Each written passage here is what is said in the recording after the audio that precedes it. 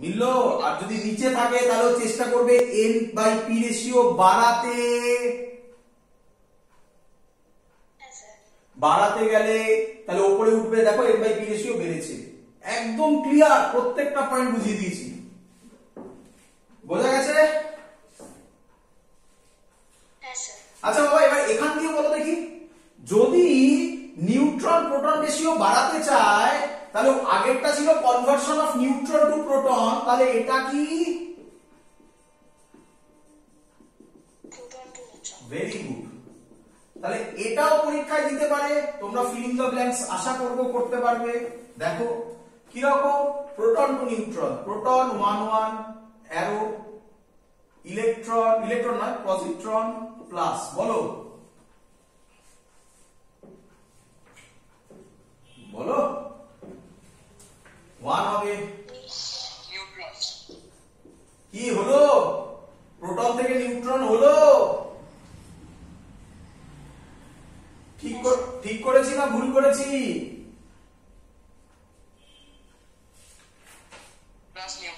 Very good.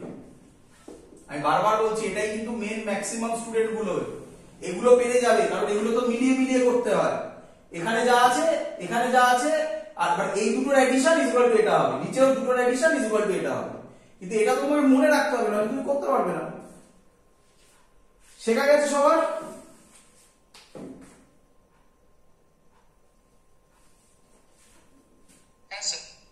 চলো এবার heading দাও গামা ডিকে। এবার হেডিং দাও গামা ডিকে। মুছে দি, মুছে দি। চলো গামা ডিকে খুব ইজি, গামা ডিকে অত ঝামেলা ফামেলা করে না। আচ্ছা বাবা, গামা তো এখানে নেইও, এই গ্রাফে গামাও কোথাও নেই, গ্রাফ তো পুরো ক্লিয়ার হয়ে গেছে, সব পয়েন্ট বুঝিয়েছি। এবার কথা হচ্ছে গামা ডিকে কি। আচ্ছা কে বলবে গামা পার্টিকেল না এনার্জি?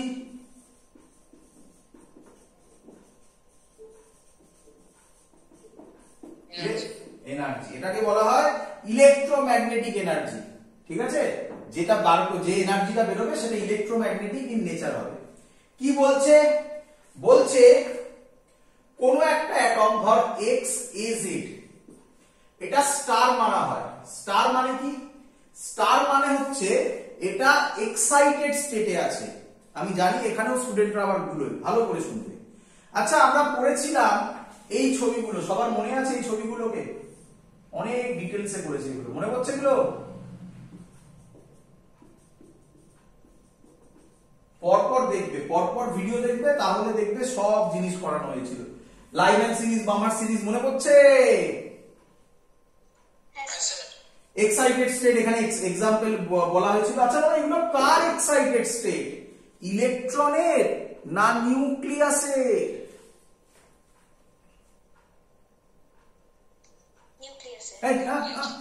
এগুলো এগুলো লাইম্যান, বামার, বোরস থিওরি কার জন্য করেছিলাম? ইলেকট্রনের। এটা ইলেকট্রনের এনার্জি লেভেল ডায়াগ্রাম। আমি কিন্তু নিউক্লিয়াসও একই জিনিস ঘটে, এরকমই এনার্জি ডায়াগ্রাম হয়। নিউক্লিয়াসও এক্সাইটেড স্টেটে থাকে, একই জিনিস। নিউক্লিয়াসও এক্সাইটেড স্টেটে থাকতে পছন্দ করে না, তাহলে তখন নিউক্লিয়াস চায় স্টেবল হতে। তখন নিউক্লিয়াস যে রেডিয়েশনটা করে তার নাম গামা রেডিয়েশন। তাহলে রিপ্রেজেন্ট করার উপায় কি? যেহেতু গামা তো একটা এনার্জি, তো এজেড এর তো কোনো চেঞ্জ ওভার হবে না, তাই স্টার দিয়ে রিপ্রেজেন্ট করা হয়। ইজ ইকুয়াল অ্যারো কি হয়? একটা গামা হয় প্লাস ওয়াই হয়, বা এক্সি লেখো তুমি এটা, আর স্টার নেই, মানে এটাকে বলা হয় এক্সাইটেড, এক্সাইটেড, এটা ডি এক্সাইটেড, ডি এক্সাইটেড।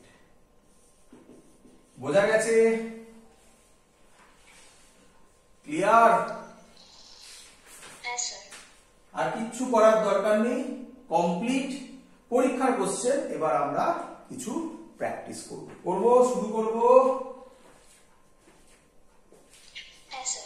চলো, তো আমি আশা করবো আমায় কিছু বলতে হবে না, ম্যাক্সিমাম স্টুডেন্ট এখনই অ্যান্সার দিতে পারবে মুখে মুখে। তার জন্যই তো বাবা মডার্ন ফিজিক্স ইজি, বলেছিলাম না তাড়াতাড়ি সলভ হবে, সবকিছু হবে। তো চলো তোমরা আমাকে অ্যান্সার দাও তাড়াতাড়ি, ম্যাক্সিমাম অ্যান্সার পারবে। আমি সব ইয়ারের কোশ্চেন দিচ্ছি, হ্যাঁ অলরেডি তো বলেই দিয়েছি ইয়ারের কোশ্চেন কিছু, আবার দিচ্ছি। প্রথম কোশ্চেন ইয়ার এসছিল, ফিল ইন দ্য ব্ল্যাঙ্কস। আশা করবো সবাই ধরতে পেরে গেছে এটা কি অ্যাকচুয়ালি।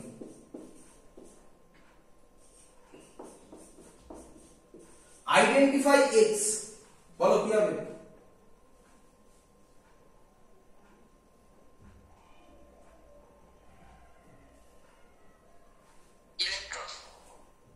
ওয়ান আছে, ওয়ান আছে, তাহলে পি হবে 0, বোঝা গেছে?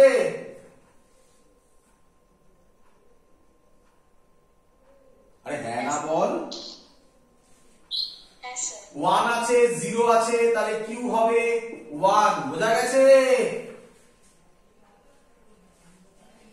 আচ্ছা 0 1 কার হয়? 0 1 কার হয়? পজিট্রন। কেউ একটা যেন কি অ্যান্সার দিয়েছিলিস? পজিট্রন হবে। আচ্ছা এই কোশ্চেনটা ইয়ার এসেছিল, তোমরা বুঝে গেছো। আচ্ছা এইভাবেও তো পারা উচিত ছিল। H11 টা কি? প্রোটন থেকে কিসে কনভার্ট হচ্ছে? নিউট্রনে। স্যার বললো না, এটাই এক্ষুনি বললো না স্যার খানিকক্ষণ আগে। এখানে একটা কি হওয়ার কথা? নিউট্রিনো। বাট এখানে তো দেয়নি, তোমাকে তো কোশ্চেনটা বলেছে আইডেন্টিফাই এক্স, তুমি যাবে কেন এই ঝামেলা? তাহলে তো আরো ইজি অঙ্ক হয়ে গেল। অঙ্ক কি এগুলো? Conceptual question. ক্লিয়ার? সবার বোঝা গেছে এরকম কোশ্চেন থাকবে। Clear? Next question. When lithium 7,3 is bombarded with a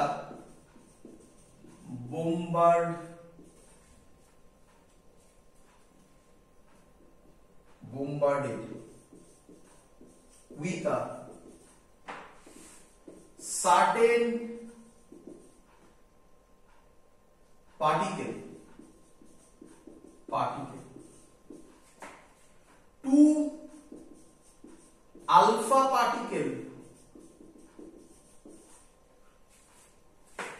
particles are produced.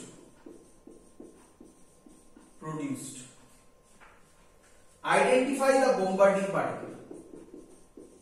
Identify the bombarding particle. চলো কোশ্চেন ক্লিয়ার সবার?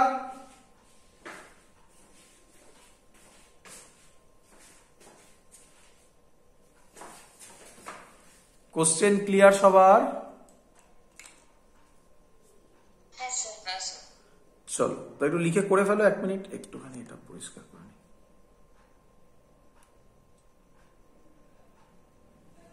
চলো করে ফেলো। তাহলে লিথিয়াম 7,3 কি দিয়ে বোম্বার্ড করেছো? জানি না।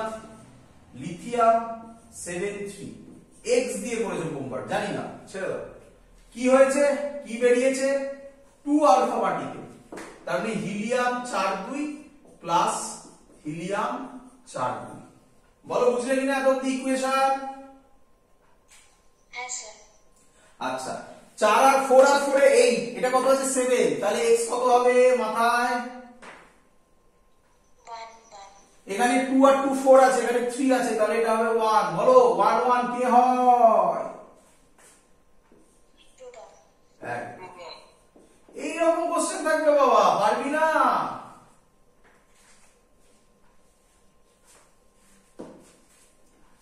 ক্লিয়ার? পরের কোশ্চেন যাচ্ছি। আরেকটা কোশ্চেন ছিল, ওর একটা সহজ কোশ্চেন, তো আমি একদম স্টেপ জাম্প করছি, সবাই পাচ্ছিস? স্টেপ জাম্প করছি করে ডাইরেক্ট ওই অঙ্কটা দিয়ে দিচ্ছি, কঠিন অঙ্কটাই দিয়ে দিচ্ছি। আর এর থেকে সহজ অঙ্কটা করালাম না, আরামসে পারবি সবাই। একটু এগিয়ে গেলাম। কি স্যার বলছে? একটা সিকোয়েন্স দেওয়া আছে, ডি আলফা পার্টিকেল বেরিয়েছে, D1 হয়েছে, D1 থেকে বিটা বেরিয়েছে, D2 হয়েছে, আলফা বেরিয়েছে, D3 হয়েছে। একটা সিকোয়েন্স দেওয়া আছে, এরকম লেখা থাকবে উপরে যে এরকম লেখা আছে the sequence of a stepwise decays of radioactive nucleus is বলে এটা দেওয়া আছে। ক্লিয়ার? বলছে if D2 are 176 and 71 identify, পরীক্ষায় একটাই চেয়েছিল, আমি বলছি আইডেন্টিফাই অল, সবাইকে আইডেন্টিফাই করতে। পরীক্ষায় একটাই চেয়েছিল, পরীক্ষায় চেয়েছিল আইডেন্টিফাই না, দুটো চেয়েছিল, ডি আর D3 চেয়েছিল, D1 চাইনি। আমি বললাম আইডেন্টিফাই অল, সবাইকে করতে হবে না, তুমি পারবে না করতে। চলো শুরু করছি। আমি ডি জানি না, আলফা বেরিয়েছে মানে এটা জানি হিলিয়াম 42 বেরিয়েছে। D1 জানি না, এটা জানি বিটা বেরিয়েছে। এই যে এই অঙ্কটাই সেই অঙ্ক না, এটা বলে দিয়েছিল, এটা বিটা মাইনাস বলে দিয়েছিল, এটা বিটা মাইনাস বেরিয়েছে E0 -1। D2 বলে দিয়েছে আমাকে কত 176 71। D3 জানি না, D3 তে কি বেরিয়েছে আলফা মানে হিলিয়াম 42।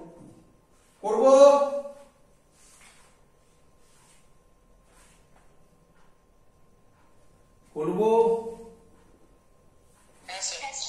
পারা উচিত তোমাদের, বলো তোমরা, স্টেপ জাম্প করো না, ধৈর্য ধরে করো, তাড়াহুড়ো করো না, ভুল হবে না। D2 ছিল 176 71, একটা একটা করে করো। তা থেকে কে বেরিয়ে গেছে বলো, কে বেরিয়ে গেছে?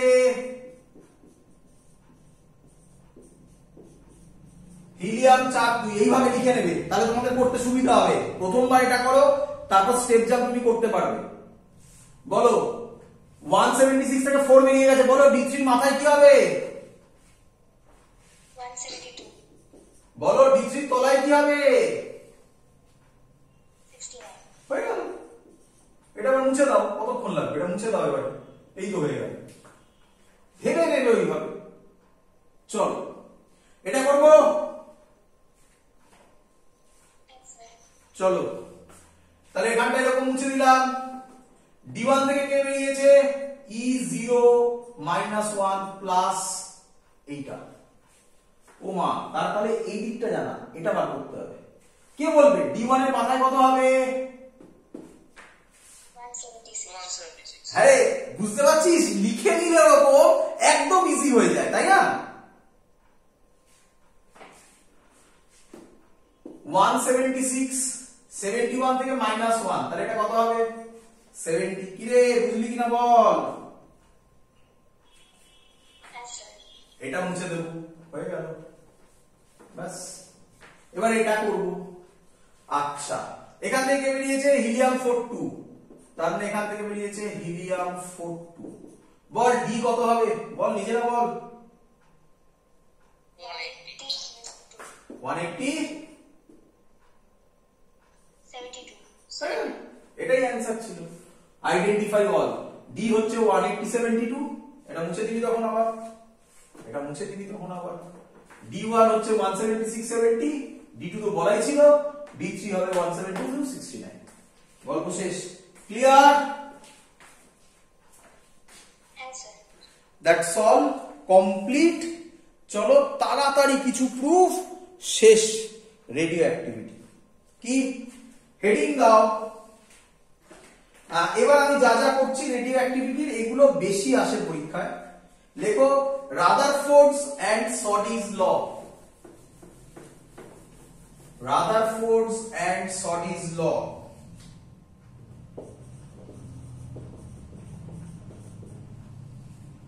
রাদারফোর্ডস এন্ড সডিজ ল। কি বলছে রাদারফোর্ড এন্ড সডিজ ল? আচ্ছা, তার আগে খুব ইম্পর্টেন্ট কথা, এগুলো সব কি ল? কি ল সব? কি ল বলো? লিখে দিয়েছি। স্ট্যাটিস্টিক্যাল ল, মানে এগুলোকে ডাইরেক্ট এক্স্যাক্টলি বলা পসিবল নয়, অবজারভেশন করে। বারবার করে তো বলছি, রেডিও অ্যাক্টিভিটির এটাই মেইন কনসেপ্ট। অবজারভেশন করে যেগুলো বেশি পাওয়া গেছে তার উপর ডিপেন্ড করে কিছু ল বানানো হয়েছে। কি বলছে, যেটা স্টুডেন্টরা মিস করে, রাদারফোর্ড এন্ড সডিলভ, স্টুডেন্টরা বলে rate of decay of a radioactive substance is directly proportional to the initial number of atoms present at that substance. এটা ভুল, মেন কথা স্টুডেন্টরা মিস করে। যেটা কি মিস করে, কথাটা হচ্ছে when there is a large number of nuclei, when there is a large number of nuclei, rate of decay of disintegration, rate of decay or disintegration, একই কথা, rate of decay or disintegration is directly proportional to number of nuclei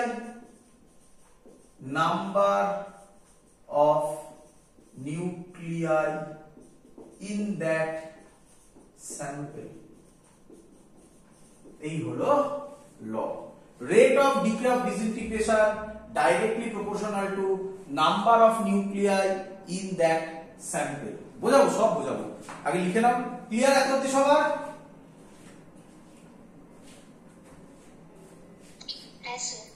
মানে কি বলতে চাইছে, মানে কি বলতে চাইছে, সহজ কথা, ভালো করে শুনবি, ভালো করে শুনবি।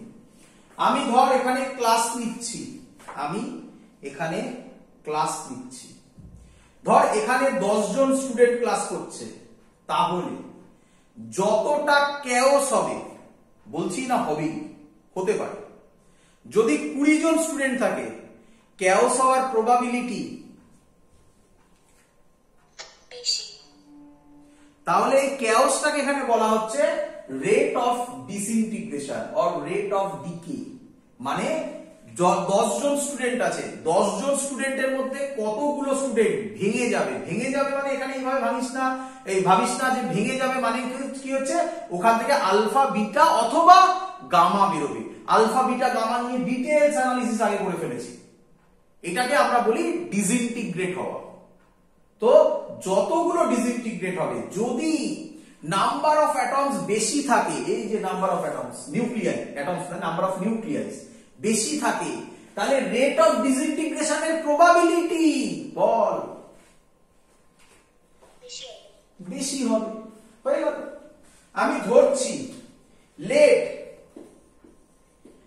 In time dt, in time dt, dn number of nuclei, dn number of nuclei decays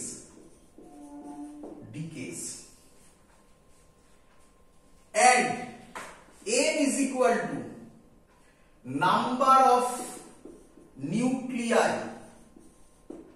in that sample or undecayed, এটা ইম্পর্টেন্ট, আনডিকেড নিউক্লিয়ার। বল এটা বুঝলি কিনা, আগে ভালো করে এটা শোন। আমি ধরলাম যে ডিটি টাইমে dn number of nuclei decay করে গেছে, ধরলাম, আর এন হচ্ছে number of nuclei in that sample. এতদিন বললে তো ক্লিয়ার, এবার এই লাইনটা বুঝ। আরে number of nuclei in that sample মানে ওই number of nuclei in that sample তো ডিকে করেনি, তাহলে ওটাকে কি আমি বলতে পারি আনডিকেড নিউক্লিয়াই? বল বুঝলি কিনা?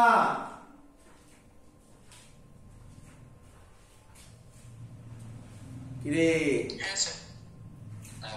চলো, তাহলে আমি বলতে পারি, হ্যাঁ, তাহলে আমি বলতে পারি rate of decay of disintegration কে আমি বলতে পারি dn বাই ডিটি। ক্লিয়ার?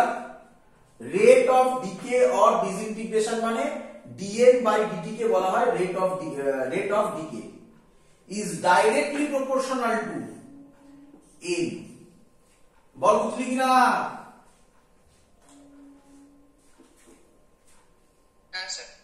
আচ্ছা, ডিকে করে গেলে নাম্বার অফ নিউক্লিয়াই কমবে না বাড়বে? তার জন্য একটা মাইনাস সাইন লেখা দেওয়া হয়, তোমরা ব্র্যাকেটে লিখে রাখো, minus sine indicates that the number of nuclei is decreasing, এই হলো মাইনাস সাইনের মানে, আর কোনো মানে নেই। অনেক অঙ্ক আছে যেটা মাইনাস সাইন অমিট করে আমরা সলভ করব। ক্লিয়ার? বোঝা গেছে?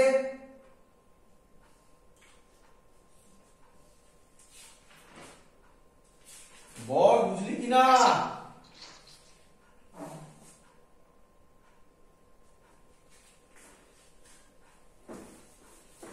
ক্লিয়ার সবার? হ্যাঁ স্যার। তাহলে আমি লিখতে পারি, ওপরে লিখছি dn by dt is equal to, মাইনাসটা এইদিকে দিয়ে দিলাম, মাইনাস ল্যামডা n। এই ল্যামডাকে বলা হয় ডিকে কনস্ট্যান্ট, ডিকে বা ডিসইন্টিগ্রেশন কনস্ট্যান্ট, একই কথা, ডিকে কনস্ট্যান্ট। খুব ইম্পর্টেন্ট কথা, এটা কি কার উপর ডিপেন্ড করে? চয়েস অফ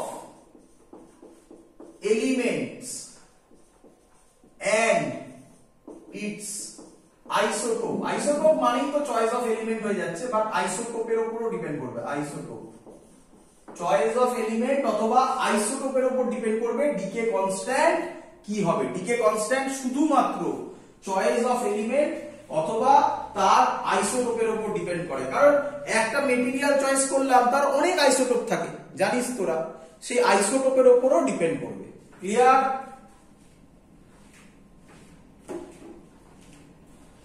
এবার আমি একটা ইকুয়েশন তৈরি করতে চলেছি, যা যা করছি সব খুব পরীক্ষায় আসবে এগুলো। dn by n is equal to minus lambda dt, বুঝতেই পারছিস, ইন্টিগ্রেট করে দিলাম। আচ্ছা, আমি ধরছি যখন টাইম 0 তখন number of particles n not,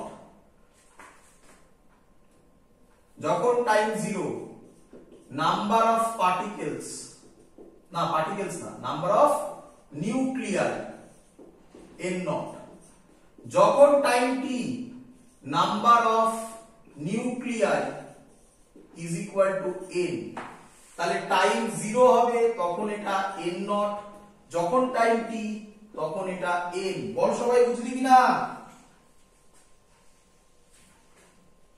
হ্যাঁ স্যার। জানিস ইন্টিগ্রেশন dn বাই n হয় log e বেস n।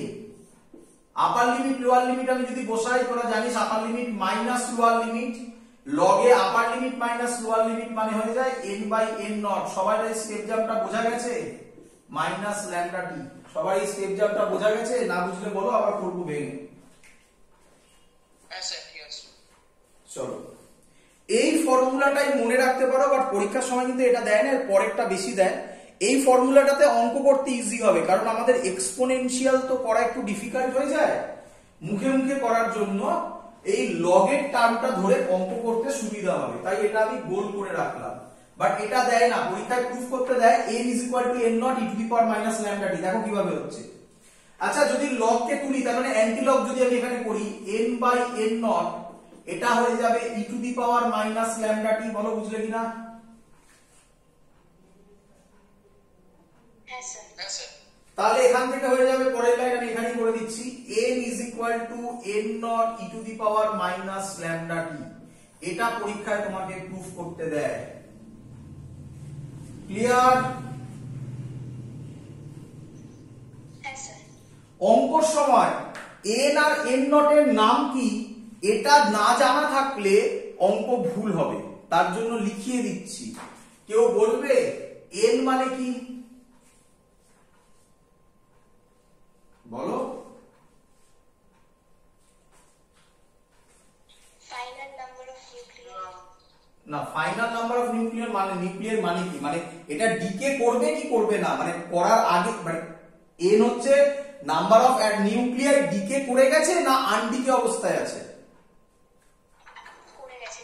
না, এইদিকে দেখ না, যখন টাইম t তখন নাম্বার অফ নিউক্লিয়ার, সরি, যখন time 0 number of nuclei n naught, যখন time t number of nuclei n, তার মানে এই নিউক্লিয়াই গুলো পড়ে আছে, এখনো ডিকে হয়নি। কিরে,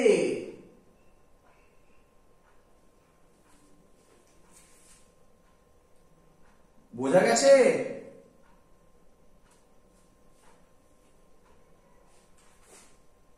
বোঝা গেছে এটা?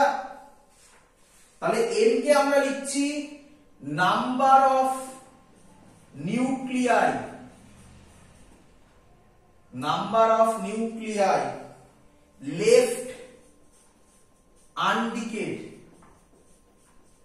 আনডিকেড at time t।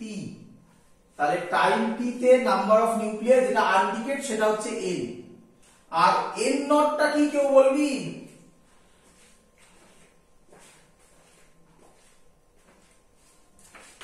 Number nuclear first, একদম ইনিশিয়াল নাম্বার অফ নিউক্লিয়ার নাকি? ইনিশিয়াল নাম্বার অফ নিউক্লিয়ার, এইটাই ভুল হয় এনটা, তার জন্য অঙ্ক ভুল হয়ে যায়। Initial number of nuclear, student এখানটাই ভুল করে। স্টুডেন্ট ভাবে এটা হচ্ছে নাম্বার অফ নিউক্লিয়ার যেটা ডিকে হয়েছে, না এটা হচ্ছে নাম্বার অফ নিউক্লিয়ার যেটা আনডিকেড অবস্থায় পড়ে আছে। আর ইনিশিয়াল ছিল গিয়ে এন নট, তাহলে এন বার করতে পারলে কতগুলো অ্যাটম ডিকে করেছে এন নট মাইনাস এন, বলো বুঝলে কিনা সবাই? হ্যাঁ স্যার। আচ্ছা, এর যদি আমরা একটা গ্রাফ করি তাহলে গ্রাফটা কি রকম হবে? সব পরীক্ষায় দেয়, গ্রাফ থেকে শুরু করে এভরিথিং যা যা করছি সব। কি ভার্সেস কি graph? Number of nuclei versus T graph. পরিষ্কার দেখা যাচ্ছে এটা e to the power minus x এর গ্রাফ, তাহলে এই গ্রাফটা হবে এরকম। বাট কেউ টাচ করবে না, এটা টাচ হয়নি, কিন্তু এটা টাচ হয়নি, ভালো করে দেখলে দেখতে পাবে এটা টাচ হয়নি। কেন টাচ হয়নি তোমরা এখানে বসিয়ে দেখে নাও, কেন টাচ হয়নি বসিয়ে দেখো। আচ্ছা, টি এর ভ্যালু যখন 0, n এর ভ্যালু কত? n নট, বলো বুঝলে কিনা?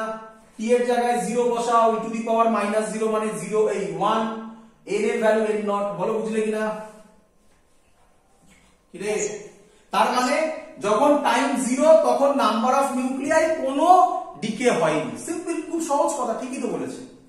কখন n এর ভ্যালু 0 হয়ে যাবে দেখ দেখি? যখন t এর ভ্যালু ইনফিনিটি তখন n এর ভ্যালু 0।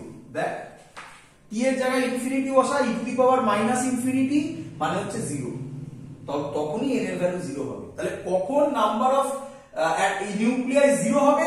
টাইম হচ্ছে ইনফিনিটি, তাই টাচ হবে না, বল বুঝলি কিনা? আর এই ভ্যালুটাই হচ্ছে, এটা 0, এই ভ্যালুটাই হচ্ছে n নট। বল সবার ক্লিয়ার? হ্যাঁ স্যার। এখান থেকে আরেকটা কোশ্চেন দেয়। কি কোশ্চেন? বলে, এটা মুছে দিলাম, এখানটা মুছলাম, এখানে করে দেখাচ্ছি। বলে define decay constant. Decay constant মানে কে ছিল? ল্যামডা। দেখ দেখি কিরকম বলছি। ধর টি এর ভ্যালু 1 বাই ল্যামডা, তাহলে বলতো n কত হবে? এখানে বসা, টি এর জায়গায় 1 বাই ল্যামডা বসা। টি এর জায়গায় যদি আমি 1 বাই ল্যামডা বসাই, ল্যামডা ল্যামডা কাটবে, তাহলে n not e to the power minus 1, তাহলে এটাকে আমি লিখতে পারি n নট বাই e। কি রে? হ্যাঁ স্যার। 1 বাই e এর ভ্যালু 0.368, এই ভ্যালু 0.368 n নট। তাহলে আমি ডেফিনেশন এইভাবে দেব, lambda is a reciprocal of time. কেন? ল্যামডা হবে 1 by t, reciprocal of time in which the number of nuclei left undecayed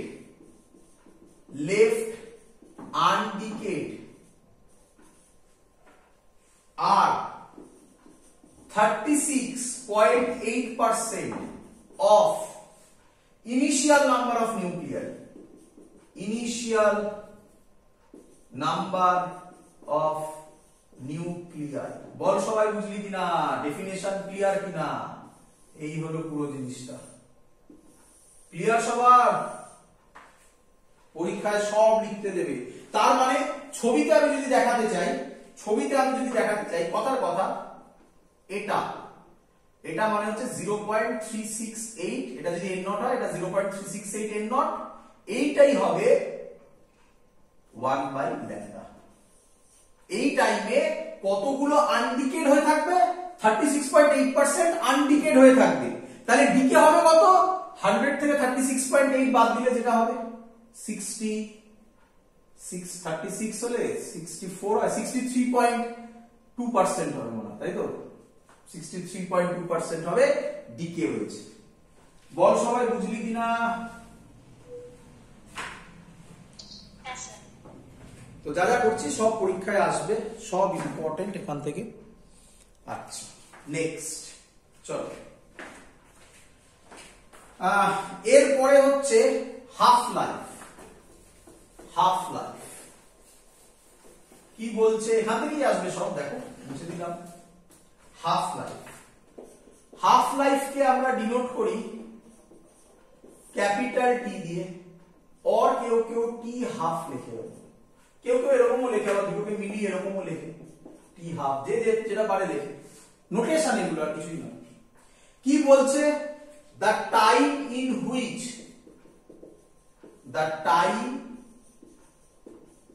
which half of nuclei decays and half remain undecayed and half remain undecayed। মানে বলছে যে টাইমে number of nuclear যা ছিল তার half হয়ে যাবে, তাকে বলা হয় হাফ লাইফ। বোঝা গেছে এত অবধি সবার? আমি এটাকে তার মানে এরকম ভাবতে পারি, যখন টাইমের ভ্যালু ক্যাপিটাল টি, আমি ক্যাপিটাল টি দিয়ে ভাবছি তাহলে বুঝতে সুবিধা হবে, তখন নাম্বার অফ অ্যাটমস পড়ে থাকবে, বা এটা n মানে তো পড়ে থাকবে, নাম্বার অফ অ্যাটম আনডিকেড অবস্থায় পড়ে থাকবে n0/2, বা উল্টো কথাও বলা যায় নাম্বার অফ অ্যাটমস ডিকেড হবে n0/2। বল বুঝেছিস কিনা সবাই?